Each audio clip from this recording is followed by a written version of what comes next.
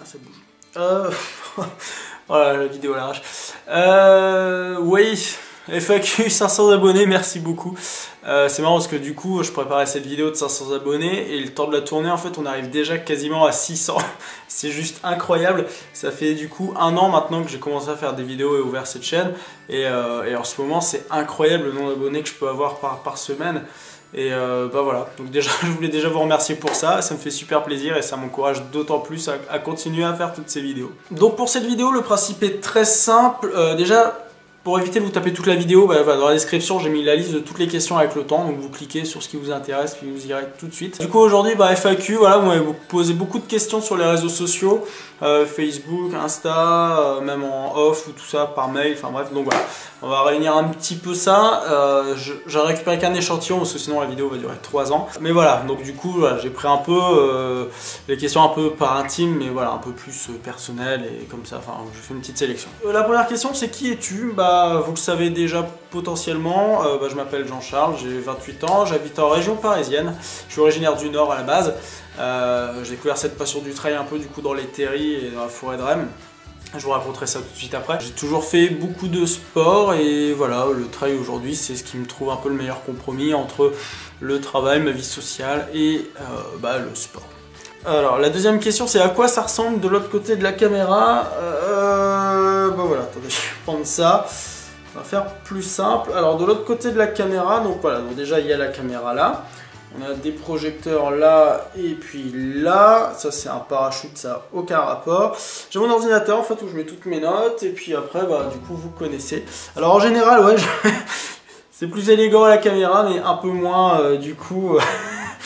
de l'autre côté, ouais, voilà, un peu une installation un peu étrange. Là, il y a la mosquée des chaussures, si vous voulez tout savoir ce qui se passe chez moi.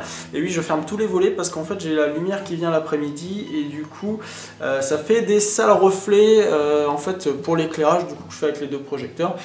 Et oui, comme vous voyez, ils éclairent au plafond pour avoir un éclairage un peu plus adouci. Là, c'est ma table basse en général où je range des accessoires au quoi je vais avoir besoin pour mes vidéos. Et puis voilà, bon, c'est le coin télé, lecture, tout ça, on s'en fout.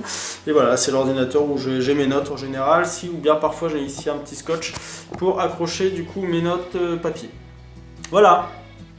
Question d'après, depuis quand tu fais du trail? Le trail, ça doit faire maintenant 4 ans que je fais du trail, ça doit être la 5e année maintenant. En fait, j'ai jamais fait de course à pied. À chaque fois que j'ai couru, c'était toujours dans la nature, donc j'ai toujours fait du trail. Et ça fait vraiment maintenant 3 ans que je me suis, enfin 4 même, que je me suis vraiment mis à courir. Bon, en fait, quand je suis arrivé à Paris, aussi étrange que cela puisse paraître, je commence à m'instaurer un rythme de courir 2 fois par semaine et puis je fais du trail. Parce que bah, il y avait cette fameuse course dans le Nord qui s'appelle la course des terris. Il y avait une nocturne et je me suis toujours dit que je voulais faire cette nocturne qui faisait que 9 km. Et du coup, bah, j'ai fait cette nocturne et l'année d'après, j'ai fait la nocturne et le 16 km. Et l'année d'après, j'ai fait la nocturne et le 25 km. Et ça y est, j'étais lancé dans ma carrière. Alors, est-ce que je fais d'autres sports que le trail? Bah, effectivement, depuis cette année, je me suis instauré un peu un rythme différent d'entraînement pour moins solliciter mon corps justement sur la course à pied. Du coup, je fais beaucoup plus de vélo, du VTT ou du vélo de route. Et je fais beaucoup de natation, enfin beaucoup, 2 fois par semaine de la natation. Justement pour ce côté renforcement musculaire que je faisais avant à base de traction de pompe, freeletics et tout ça, que j'ai un peu abandonné parce que je trouvais que c'était un peu violent quand même, et du coup voilà, je fais on va dire du renforcement musculaire en douceur maintenant. Sinon je fais du parachute, hein, comme vous avez pu le voir déjà plusieurs fois, mais ça c'est plutôt pour passion vite tête et bon moment, parce que quand on est là-bas, là-haut, on pense vraiment à rien et c'est vraiment un bonheur voilà, d'être dans le ciel et de partager un peu aussi des moments avec des amis assez libres. Ta course de rêve en tant que trailer. Ma course de rêve, en fait au début quand j'ai commencé, on a tous cette idée en tête de l'UTMB et tout ça, et puis plus je me rapproche un peu de l'objectif, voilà, cette année on va faire l'UT4M, plus je me dis que, enfin voilà, c'est un peu trop... Ça répond plus à ma définition du trail comme j'aime en fait, parce que je suis plutôt... Ma définition du trail c'est plutôt un truc très convivial, très friendly et tout ça, et voilà, la constatation que je peux le faire c'est typiquement entre le festival des Templiers et les Hospitaliers qui se jouent à une semaine d'intervalle exactement au même endroit. d'un côté où il y a 7000 participants et de l'autre côté où il y a que 500, voilà, enfin moi je suis plutôt un homme de trail de petite envergure, on va dire, pas dans les difficultés mais plutôt dans les quantités de personnes. Voilà, je suis plutôt un trailer intimiste, on va dire ça comme ça, mais voilà, c'est pour ça on a signé plutôt pour l'UT4M. Et puis voilà, je trouve que ce principe de tirage au sort, voilà, j'aime pas vraiment, parce qu'un trail ça se prépare longtemps à l'avance et voilà, c'est beaucoup de déception les tirages au sort en général, donc voilà, je préfère toujours faire des courses qui sont pas en tirage au sort. Mais pour revenir à ma course de rêve, et forcément je vais devoir faire une entorse, mon PC est décédé, je vais devoir faire une entorse à du coup cette règle que je viens d'énoncer, c'est la Diagonale des Fous, parce que voilà, Diagonale des Fous ça a été toujours mon leitmotiv depuis le début du trail, et voilà, je pense qu'on a prévu de le caler pour 2018. Question d'après, as-tu un régime particulier? Certains vont dire au cuit, mais en fait pas du tout. La semaine avant la course, effectivement, je vais faire attention, quand même beaucoup plus attention à ce que je mange, parce que je me chargeais en carboxyle, enfin tous les trucs, bref, je mangeais des pâtes, beaucoup. Sinon, en général, oui, j'ai une alimentation assez particulière, mais pas particulière, mais équilibrée. Je fais attention à ce que je mange au quotidien, mais c'est pas spécifiquement pour le sport, c'est juste pour moi aussi dans mon équilibre de vie au quotidien. Mais je refuse jamais un restaurant ou aller boire des bières ou prendre une petite cuite de temps en temps, ça fait jamais de mal, hein. Faut pas s'arrêter de vivre parce qu'on court. Comme je vous le dis, on n'est pas des performeurs, on n'est pas là pour faire du chiffre, du résultat. Tout ce qu'on veut, c'est prendre notre pied et s'amuser. Et voilà, quoi, je veux dire, c'est parce que je fais du ultra longue distance qu'il faut que je me prive de tout, et c'est pas du tout l'esprit trail de s'arrêter comme ça. D'ailleurs, question d'après, pourquoi le trail? Bah, comme je le disais, j'ai toujours fait du trail dans ma vie, et je trouve que, voilà, comme je viens de le dire, l'esprit trail c'est quand même tellement beau. Enfin, j'ai un souvenir comme ça de... Ça fait aussi le lien avec une des questions d'après, hein, quel est ton plus beau souvenir de trail, mais j'ai un souvenir comme ça de mon premier 45 km qui a été assez traumatisant pour moi, parce que j'ai arrêté de courir pendant 2 mois derrière, qui était le trail extrême lillois, 3 boucles de 15 km, dans le parc de la Citadelle pour ceux qui connaissent. Et voilà, j'étais un peu à la ramasse sur la 3e boucle, j'en pouvais plus, et là je me suis fait récupérer par un mec qui m'a dit allez vas-y viens on court ensemble et tout ça. Et j'ai trouvé ça trop fou quoi, déjà la première fois que ça m'arrivait, et voilà, j'ai trouvé mon premier contact avec l'esprit trail, ça m'est arrivé aussi quelques mois après sur un 60 km où j'étais en train de marcher, voilà, j'étais un peu fatigué, mal géré ma course, c'était mes premiers 60. Et le mec est venu à mon niveau, s'est arrêté à marcher avec moi 1 km, et puis il est reparti, on est reparti ensemble et tout ça. Et à l'arrivée, j'étais vachement frais et j'aurais pu le doubler, mais je l'ai pas fait parce que voilà, sans parler de classement ou quoi, mais voilà, je pouvais pas le dépasser à l'arrivée quoi. C'est lui qui m'avait ramené là jusque là et qui m'avait aidé à reprendre de la forme. Donc voilà, j'ai pas, voilà. C'est l'esprit trail. Du coup, bah, je vais parler tout de suite des souvenirs parce que bon, je squeeze un peu l'ordre des questions, mais on s'en fout parce que c'est un échange, hein, ça reste assez ouvert. C'est que mon plus beau souvenir de trail, j'en ai deux en fait, parce que du coup, je vais revenir sur la course des Terry. Voilà, quand j'avais fait la première fois mon 16 km, j'étais chez mes grands-parents, puis je regardais le journal, puis je voyais qu'il y avait un 60 km. Je me demandais, mais comment les gens peuvent faire pour courir 60 km, quoi, c'est impensable. Et puis bah, on progresse, et puis on se retrouve sur le fameux 60 km, et je pense que effectivement ce 60 km là, bah déjà j'ai rencontré Fred et David sur cette course là, mais ça je vous le raconterai après. Et puis voilà, c'était ma plus grosse émotion parce que voilà, mes grands-parents étaient décédés cette même année, et voilà, c'est une grosse importance personnelle pour moi de faire ce 60 km, de le terminer. C'est pour ça que ce dossard là, j'ai un peu du mal à l'enlever du mur. Je suis de course à vraiment dans moins de place, il va falloir que je l'organise, mais voilà, la cafougnette, ça restera un des... Et ce t-shirt là d'ailleurs que je porte quasiment à tous mes ultras.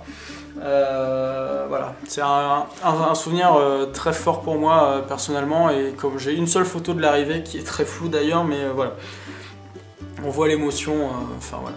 Et mon deuxième bon souvenir, c'était du coup, bah, j'avais rencontré Fred et David sur la course des Terry, et je m'étais lancé dans le trail du Tour du Canton en 85 pour dire allez, je fais un premier ultra avant la fin de l'année. Et kilomètre 30, j'étais au bout de ma vie, je sais pas pourquoi, enfin pourtant j'étais pas parti trop vite quoi que ça. Au moment où je craque, bien sur qui je tombe, sur Fred et David quoi. en Normandie, paumé, enfin voilà, on s'était vu à la course des terrains, on avait bu une bière à la fin, mais rien de plus. Et on a fait toute la course ensemble et on s'est retrouvés à l'arrivée à boire des bières, à changer les numéros. Et c'est comme ça que j'ai fait la partie entre guillemets de leur team Normandie. Et voilà, je crois que j'ai pas fait une seule, il n'y a qu'une seule course que j'ai pas faite sans eux cette année, quoi. Et voilà, c'est grâce à eux aujourd'hui si je fais de l'ultra et si je partage tous ces moments et ces courses, parce que voilà, c'est des gens super, et Esprit Trail, et voilà, c'est juste incroyable. Et je les remercie d'ailleurs pour m'avoir porté jusque là, parce que c'est avec eux que j'ai fait mon premier 100. Et puis bah voilà, aujourd'hui si je continue et qu'on se fixe l'UT4M en objectif, bah, c'est quand même grâce à eux. Une autre question qui était, c'est pas déconseillé de faire autant de courses. Alors c'est vrai qu'on fait beaucoup d'ultra, sur l'année on essaye d'en faire un par mois, voire un tous les 2 mois, ce qui est pas très bon en soi, certes, mais en fait comme on les fait jamais en performant, et puis de toute façon si tu veux préparer une course comme l'UT4M 160, il faut forcément que tu te bouffes des kilomètres, donc à un moment t'as pas trop le choix, et on fait ces trucs là, on fait des week-end shocks, mais justement pour stimuler les capacités de récupération du corps et le permettre d'encaisser et d'apprendre à encaisser. Moi je sais que je suis quelqu'un qui fonctionne énormément à l'écoute du corps, et je sais que quand ça va pas, bah, j'arrête, c'est tout. Je vais pas m'obstiner, si j'ai un programme à suivre, je vais pas m'obstiner à suivre le programme et à m'exploser physiquement, quoi. Je veux dire, si je suis fatigué, si je suis blessé, bah voilà, je vais arrêter le sport, enfin c'est pas un drame, ou je vais trouver un sport alternatif. C'est-à-dire que là, c'est pour ça que cette année je fais beaucoup plus de vélo que l'année précédente, parce que voilà, comme je fais des sorties beaucoup plus longues et beaucoup plus exigeantes pour mon corps, il faut derrière que j'assouplisse un peu, donc c'est pour ça que je fais du vélo. Mais voilà, tous les ultras qu'on a pu faire ces années-là, on les a fait toujours tranquilles, en détente, sans chercher la performance, et c'est pour ça qu'on peut les enquiller, parce que derrière on se remet assez vite, on court pas l'UTMB en 21h, quoi. Donc là, à quand une perf? Bah justement, c'est ce que j'expliquais, c'est que c'est absolument pas dans ma définition du trail pour moi. La perf, c'est... peut-être un jour je ferai des perfs sur du 30 bornes, mais pour l'instant ça m'intéresse pas en fait. Je suis vraiment plutôt dans le ressenti de la course, au moment présent, partager des moments avec mes amis, l'équipe normande là. Et je suis pas du tout dans l'idée de faire un chrono, faire un chiffre. Moi je veux juste terminer en bon état, surtout. Pas être à l'agonie, même si parfois bah, les conditions climatiques font que c'est pas facile, mais non, non, pas de perf, non, juste profiter. Du coup, la question pourquoi je cours, voilà, pour ça aussi, la même réponse, pour profiter comme ça, de passer des moments avec mes amis. Ton pire souvenir de trail, bah voilà, du coup, je pense qu'il n'est pas très long mon pire souvenir. L'ultra trail du Pas du Diable où on s'est monté 500 mètres de D+, on arrive en haut, il y a un vent, mais un truc hallucinant, genre tu essayes de planter tes bâtons et tes bâtons partent dans le vent. Et tu marches même pas droit parce que t'es chassé. Et après on a eu une descente. Au point de rester, tu sais, un peu bloqué 30 secondes devant la descente, à dire mais comment je vais descendre ça? Parce que le Pas du Diable, voilà, comme je le disais, j'ai pas dit beaucoup dans la vidéo, mais c'était toujours des pentes à 45 degrés. Et voilà, c'est cette pente, je pense qu'on a traumatisé plus d'un, où au début on commence par une corde, mais on descend pas devant, quoi. On est obligé de descendre en rappel parce que c'est trop pentu. Et derrière, tu essayes de t'accrocher un peu à tout ce que tu veux, des arbres, des branches, des machins. Chaque côte se négocie, quoi. C'est pas un truc genre je vais tout droit et puis on verra. Non, non. Puis surtout, on avait déjà quasiment 100 bandes dans les pattes et c'était pas la fraîcheur absolue. Lucidité, oui, mais fraîcheur, non. Et voilà. Là, c'est le seul moment où je me suis demandé ce que je foutais là. Mais sinon, comme je le dis, hein, la force du groupe, si vous avez l'occasion de courir toujours avec des gens, faites-le. Parce que la force du groupe, c'est le truc qui vous porte vraiment jusqu'à une arrivée à chaque fois.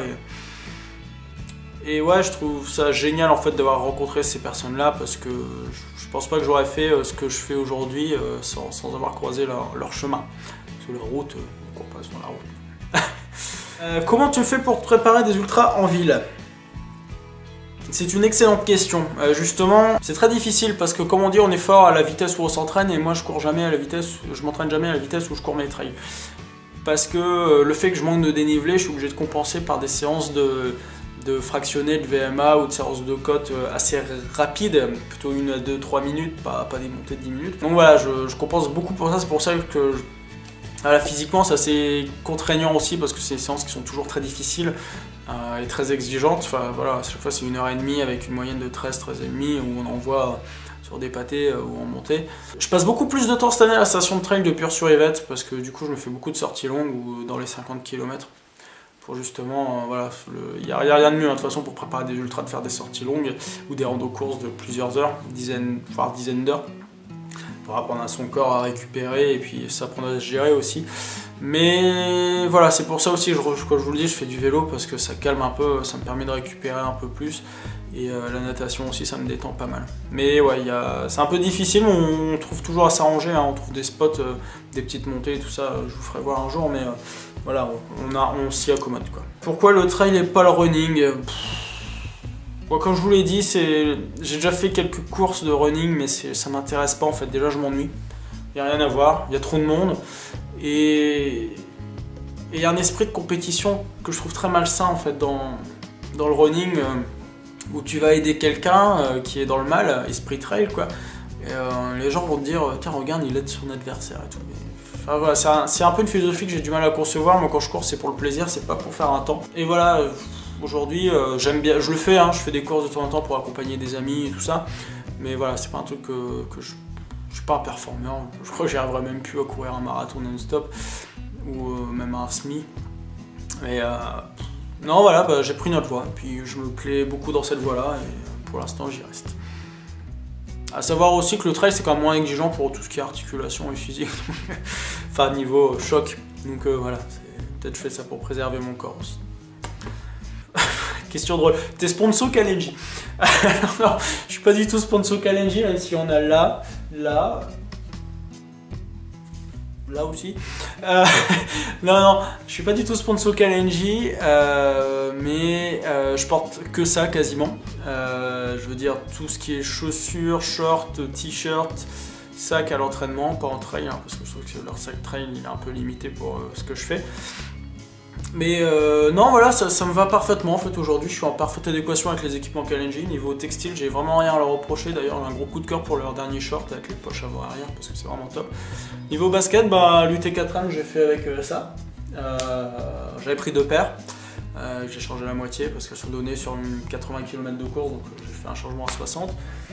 Et puis les petites races aussi j'aime bien pour les courtes distances parce que j'aime bien aller un peu plus vite sur les courtes distances, même si j'en fais pas encore beaucoup, ou pas souvent. Mais voilà, je sais que là pour l'UT4M par exemple, je vais pas partir là-dessus parce que c'est de la montagne. J'ai envie d'être à l'aise, on va partir pour une très longue distance et un très long temps de course, donc on s'est fixé un peu 48 heures pour la finir. Je pense que je vais repartir sur les Brooks parce que les Cascadia 12. J'avais beaucoup apprécié les 11 l'année dernière et voilà, c'est la seule entorse que je fais dans mon régime chaussures. Et puis voilà, il y a une question de prix aussi qui est indéniable pour voilà, une personne comme moi qui peut changer de paire de chaussures tous les 3 ou 4 mois. Voilà, je préfère acheter 2 paires de Kalenji plutôt qu'une seule paire de Salomon ou tout ça. Après, j'ai jamais testé, donc j'ai pas d'avis. Aujourd'hui, comme je vous le dis, je suis heureux avec mes Kalenji et avec mes Brooks et voilà, j'ai pas de raison d'aller voir ailleurs pour l'instant. Alors la question c'est quoi tes équipements, la question d'après, donc comme je vous le dis, bah, je porte que du Kalenji partout. En sac de trail, soit je vais mettre, j'ai le Salomon là, le 12, et j'ai un Red Light 12 aussi. Red Light je le prends vraiment pour être très très grosse autonomie parce qu'il est énorme, enfin on peut mettre de quoi faire un bivouac tout seul dans la montagne. Le Salomon je le prends plutôt pour les moyennes distances ou les courses où il y a beaucoup de ravito, enfin jusqu'à 80 bornes je vais rester là-dessus. Parce que déjà il n'y a que 1 litre d'eau et j'aime pas mettre de poche à eau là-dedans. Sinon à l'entraînement j'ai un petit gilet Kalenji, le gilet là, qui est sorti l'année dernière avec 2 flasques 250. J'ai une Suunto en Beat 2 qui est vieille mais qui tient encore 26 heures de batterie avec un petit rechargement au ravito. Et puis voilà, j'ai pas d'autres équipements particuliers. En bâton aussi, soit j'ai les Xenon Camp ou les Black Diamond, les Z-Pol en carbone. Mais voilà, après... Comment t'es arrivé à l'ultra? J'y suis arrivé avec mes potes déjà, parce que c'est quand même un gros facteur à prendre en compte. Mais voilà, la première année, j'ai commencé vraiment à m'entraîner sérieusement. Voilà, j'ai fait des trails de 16, 25, 27 km. Celui-là, on considère que c'est un peu mon premier trail que j'ai fait, donc c'était avec Mathilde, que vous connaissez, vous avez déjà vu et que vous reverrez très prochainement en vidéo. Qui était très très très sympathique. C'est là que j'ai rencontré la team Kalenji aussi parce qu'on était invité à tester et à voir les nouveaux produits. C'était super sympa comme rencontre. On a passé 2-3 jours dans le sud. Donc j'ai fait une année 25 que j'ai fini par le trail extrême lillois, donc à 45, qui m'a fait beaucoup de mal dans ma petite tête. Ça m'a valu le fait d'arrêter pendant 2 mois la course à pied. Puis j'ai Stéphane, du coup que vous avez déjà rencontré sur la vidéo aussi de l'ultramarin par exemple, qui m'a dit il y a une marche pour Chancel, on va la faire en courant, ça fait 60 bornes. Je dis ok, j'ai repris l'entraînement depuis une semaine. J'étais bien, bon j'y suis lancé, puis j'ai fait toute une année comme ça de 60 km, j'en ai fait 3. Donc j'ai fait le Bourg-Chancer, qui est une marche, mais bon on l'a fait en course. J'ai fait l'ultramarin en 56 et j'ai fait la fameuse Cafouniette. Et j'ai fini par le trail du Tour du Canton, donc fameux 85, où j'ai retrouvé toute ma team Normandie, par accident, mais un vrai bonheur de les retrouver. Et bah, sous l'influence de Fred, il m'a dit vas-y, viens, en mars, il y a le Radic à 100, là, 115 bornes, on a dit c'est bon, c'est parti. Puis voilà, c'est comme ça que j'en suis arrivé là. Et j'ai continué toute ma saison à faire de l'ultra. Et pas que, parce qu'on a quand même fait des courses un peu plus courtes, on a fait du 51, du 75, du 33, du 10. Non mais voilà, c'est comme ça que j'en suis arrivé à l'ultra, progressivement, et je trouve que l'année 60 c'est une bonne année de transition quand même, qui est assez importante de faire, parce qu'il y a quand même un gap entre 60 et 80, il y a quand même il y a un truc quoi. On n'est plus sur le même temps de course, et dès qu'il y a du dénivelé, comme vous avez pu le voir sur le Pas du Diable, voilà, on passe de course de même distance avec 10 heures de course en plus quoi. Parce qu'il y a le double de dénivelé. Assez dingue d'ailleurs cette expérience. Hein.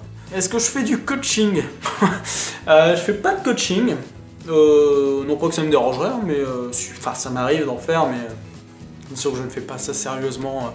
Enfin, si je le fais sérieusement, mais disons que je fais pas ça comme travail. Hein, c'est pas mon travail de faire du coaching. J'aime beaucoup faire du coaching. J'accompagne des gens, beaucoup de gens qui me contactent via les réseaux sociaux. On fait des plans, on suit, on entraîne, on fait des sorties ensemble. De temps en temps, on fait des trails ensemble. Encore demain, j'ai un trail avec Laetitia, qui voulait faire un 20 km, qui se sent pas Yahoo, donc voilà, je dis écoute, allons-y ensemble et faisons-le. Non, sinon voilà, beaucoup de conseils, surtout sur les programmes, sur les équipements, enfin vous me posez beaucoup de questions en fait en off, et voilà, c'est comme ça. Après je suis 3 personnes, plus régulièrement, où voilà, j'en donne des entraînements à la semaine et tout ça. Mais pas qu'en course à pied, je fais aussi en renforcement musculaire, en perte de poids. Et un peu en diététique, mais bon ça c'est encore un grand mot, je suis pas diététicien, hein, mais je fais en fonction de mes connaissances. Mais non, sinon j'adore ça, hein. Moi-même, j'adore enseigner de toute façon. Il y en a plein qui vont me dire ça, il faut encore son petit prof, mais ouais, j'ai été prof de musique, je donne des cours à la fac aussi de temps en temps, et non, voilà, c'est un truc que j'adore en fait partager, donc voilà, si vous voulez, n'hésitez pas, hein, c'est ouvert, il n'y a pas de problème. Quel est l'avenir de la chaîne? L'avenir de la chaîne, c'est... Est-ce qu'on peut vraiment parler d'avenir? On va rester dans la continuité. La chaîne, je la fais avec vous. Donc, c'est vous qui faites la chaîne. Donc, dès que vous avez des questions et tout ça, ou des sujets importants, voilà, j'aime bien les décliner en vidéo. Non pas que je manque de sujets, mais voilà, c'est toujours plus intéressant de savoir que c'est une vidéo que vous avez envie de voir, ou des conseils que vous attendez. Sinon, je vais continuer à faire des ultras. Hein. De toute façon, là, on a encore toute la saison... qui est programmé jusqu'à octobre. Déjà on va repartir sur les hospitaliers, et sur la Vercingétorix on va faire le même doublé sur la fin d'année. Je sais pas trop l'année prochaine, je sais pas, interrogation, mais je vais continuer les vidéos, conseils, matos, n'hésitez pas d'ailleurs à balancer les sujets si vous voulez. Et puis voilà, je pense que j'ai fait toutes les questions. Est-ce que j'ai oublié des choses ou pas? Combien de temps tu mets pour faire une vidéo? Ah, j'ai oublié celle-là d'ailleurs. Une vidéo en général ça me prend une journée de tournage, enfin une après-midi de tournage, 1 heure. Sur les vidéos canapé comme ça, et après 3 jours de montage derrière. Je fais un montage grossier, un montage affiné, et après je fais toutes les finitions de type sous-titres, musique, mixage et tout ça. Pour les courses, c'est à peu près la même chose, sauf qu'il y a beaucoup plus d'images. Donc je fais une première version, je la coupe, et après je regarde le temps que ça fait, et puis je retire les trucs qui me semblent un peu indispensables pour pas avoir des vidéos qui durent 45 minutes. J'essaye toujours de rester dans le 12 minutes, et plutôt 6 dans les vidéos un peu canapé. Bon ben voilà pour ce petit moment, ça m'a fait plaisir de partager quelques infos avec vous, et puis il y a un truc un peu plus personnel quand même si je pense que sur les ultras je reste moi-même, donc normalement voilà, vous me connaissez déjà pas mal. Je vous remercie encore une fois parce que voilà, 500 abonnés, quasiment 600 sur un an, je trouve ça complètement fou, c'est incroyable. Quand je pense qu'en décembre on était à 200 et puis là pouf on arrive à 600, enfin c'est dingue. Merci beaucoup, merci de continuer à poser vos questions, à montrer votre intérêt, à me demander plein de trucs parce que ça m'intéresse. Enfin, voilà, vous faites la chaîne, de toute façon c'est vous, hein. Moi ok, je fais mes courses, ça c'est pas un souci, mais voilà, tout le reste c'est avec vous que je le fais, et puis c'est un plaisir quoi. Donc voilà, je vous souhaite une très bonne, ce que vous êtes en train de faire, soirée, après-midi, je ne sais pas. Et puis bah, je vous dis à très bientôt dans une prochaine vidéo. Ciao.